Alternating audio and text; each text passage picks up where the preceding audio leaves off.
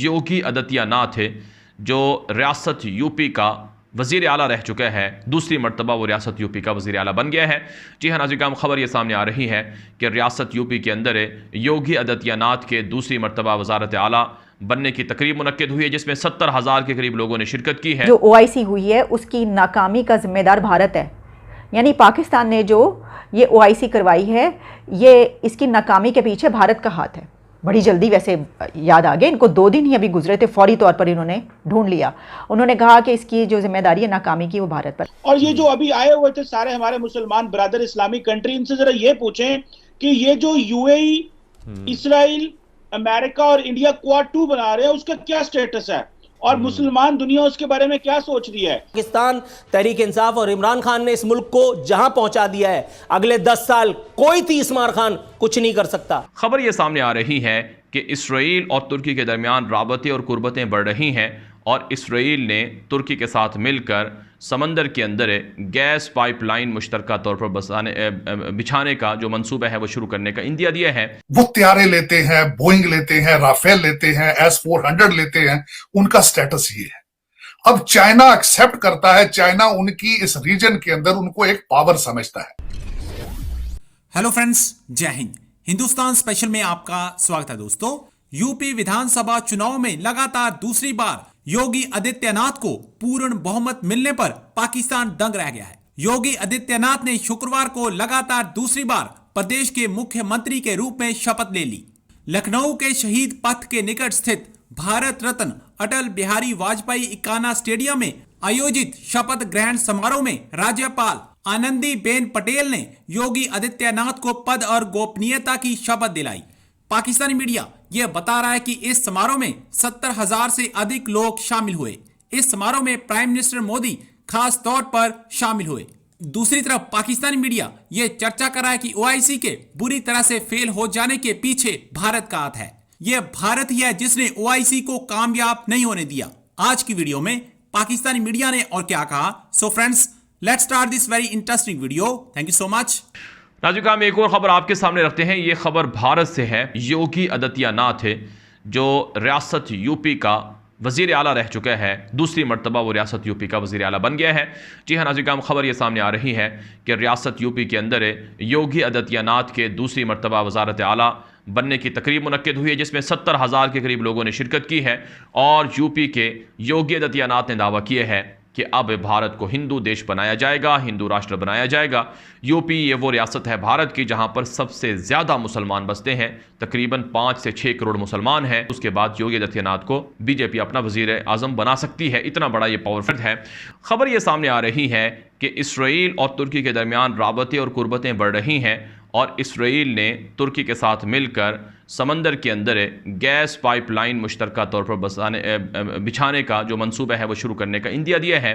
इसी हवाले से जो इसराइल के वज़ीर आज़म हैं नफ्ताली बेनेट, वो जल्द तुर्की का दौरा भी करने जा रहे हैं।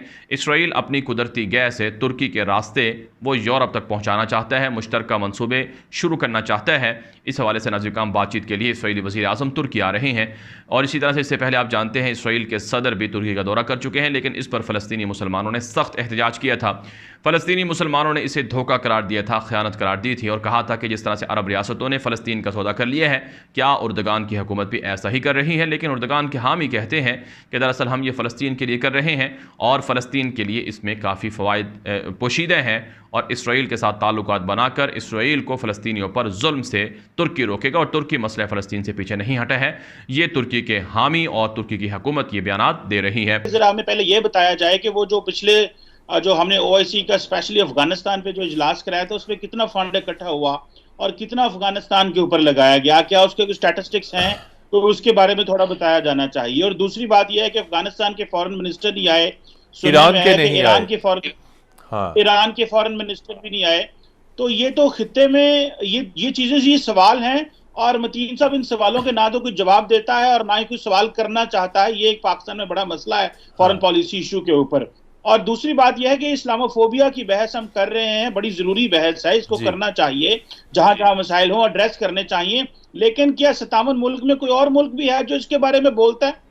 कोई नहीं बोलता और हर बंदा अवॉइड कर रहा है। कोई भी बड़े वो मुस्लिम ममालिक हो, वो UAE, सऊदी अरब हो, कोई भी वेस्ट को अनॉय नहीं करना चाहता। और ये जो अभी आए हुए थे सारे हमारे मुसलमान ब्रदर इस्लामिक कंट्री, इनसे जरा ये पूछें कि ये जो यूएई, इसराइल, अमेरिका और इंडिया क्वाड 2 बना रहे हैं, उसका क्या स्टेटस है और मुसलमान दुनिया उसके बारे में क्या सोच रही है। जो इब्राहिम अकॉर्ड हुआ है उसके बारे में भी कुछ थोड़ी बात करें, हमें बताएं कि इस वक्त मुसलमान दुनिया क्या, अगर ये ओआईसी कश्मीर और फलस्तीन के लिए बनी थी तो फलस्तीन का स्टेटस क्या है जब यूएई और कुछ और इस्लामिक ममालिक ने इसराइल को रिकॉग्नाइज कर लिया है। और मतीन साहब, जब सारी ओआईसी के लोग बैठे हुए थे तो इंडिया ने सऊदी अरब और यूएई के कारोबारी लोगों को मैनेज किया कि वो कश्मीर में जाके इन्वेस्टमेंट की बात करें। वो वहां भी कोई करोड़ों अरबों रुपए के प्रोजेक्ट कर रहे थे। सो एक तरफ वो हमारी मदद को आ रहे हैं, एक तरफ वो दूसरी तरफ हिंदुस्तान के साथ भी कनेक्ट हो रहे हैं। बिल्कुल जी, और दूसरी तरफ देखा जाए हमारी तो कोई मदद नहीं कर रही। ये इजलास तो हमने 2019 में मांगा था। जो ओआईसी हुई है उसकी नाकामी का जिम्मेदार भारत है। यानी पाकिस्तान ने जो ये ओआईसी करवाई है, ये इसकी नाकामी के पीछे भारत का हाथ है। बड़ी जल्दी वैसे याद आ गया, इनको 2 दिन ही अभी गुजरे थे, फौरी तौर पर इन्होंने ढूंढ लिया। उन्होंने कहा कि इसकी जो जिम्मेदारी है नाकामी की वो भारत पर। अच्छा, ये उसी यही लिखा हुआ था वहाँ पर, ये उसी भारत की बात कर रहे हैं कि जिसकी फॉरेन पॉलिसी की वज़ीर आज़म ने तारीफ़ की है, ये उसी भारत की बात कर रहे हैं।